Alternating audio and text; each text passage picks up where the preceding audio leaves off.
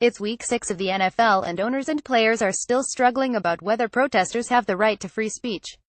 For the last few weeks, the nation has been obsessing over NFL players protesting police brutality during the national anthem at football games. While the meaning behind the protests is incredibly important, it's gotten lost in the controversy, mainly because Donald Trump continues to insist that players who protest don't respect their country or flag. He's been on the warpath, tweeting relentlessly and keeping us distracted with this issue instead of doing all the really important things he should be doing as president, and has even pressured NFL owners to fire these players. All of the debate about these protests has forced the NFL to come together with players to seek some sort of resolution. It's unclear why they needed to meet in the first place, since players should have the right to protest as they choose. Still, on Tuesday, they met anyway, and they decided to do nothing. Since they weren't able to come to an agreement, NFL owners and players met at league headquarters in New York on Tuesday but failed to resolve the contentious issue of national anthem protests. 11 owners and 13 players attended the meeting that lasted for several hours and was variously described as positive and constructive, but didn't break any new ground on the protests that have seen players take a knee, sit or raise fists during pre-game renditions of the national anthem to protest against racial inequality and police shootings of unarmed black men. It's not at all surprising that they were unable to break new ground. The owners don't care anything about racial injustice or the police violence against black people, men and women, boys and girls. They'd rather see this whole thing go away, especially because right now NFL ratings are down almost 8% compared to last year.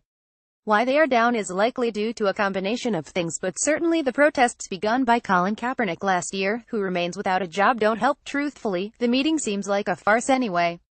Despite claims that they want to seek a solution, the league is still committed to trying to make players stand for the anthem, which is completely unnecessary and doesn't particularly have a place in sporting events. This is all about appeasing some Americans' bizarre sense of patriotism that is wrapped up in sports and policing black protest. NFL Commissioner Roger Goodell said the league did not ask for any change to the policy on the national anthem. That policy says players should stand for performance of the Star-Spangled Banner, but in the wake of the protests, some have suggested changing that language to must. Meanwhile, it's unclear why players would think they'd get anything meaningful from NFL owners, many of whom financially supported and gave millions of dollars to Donald Trump.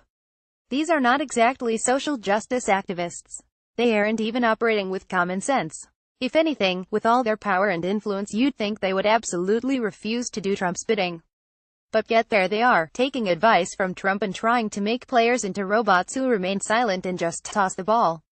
Philadelphia Eagles safety Malcolm Jenkins, who has been a leading spokesman for the players on this issue, said the discussion covered everything to do with the state of the NFL now, obviously anthem protests, activism that players have been doing, and how we can move this forward to really amplify players' voices and amplify these issues and make some long sustainable changes. Sorry to break it to you, NFL players, but the league has zero interest in amplifying your voices or these issues.